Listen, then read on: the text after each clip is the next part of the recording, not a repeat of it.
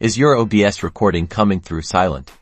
Don't let missing desktop audio ruin your stream or video content by failing to capture game sounds or other application audio.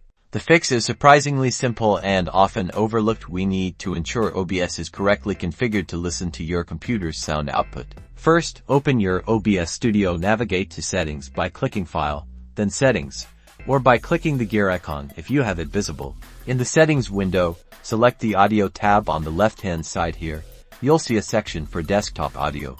This is where the magic happens. You should see a drop-down menu labeled Desktop Audio by default. It's often set to default.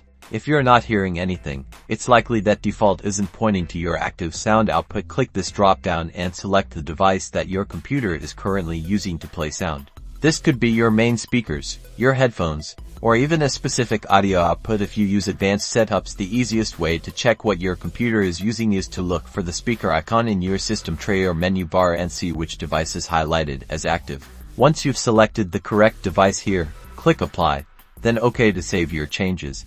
Now, try playing some audio on your computer. You should see the desktop audio meter in your OBS audio mixer lighting up. This confirms that OBS is now capturing your computer's sound correctly.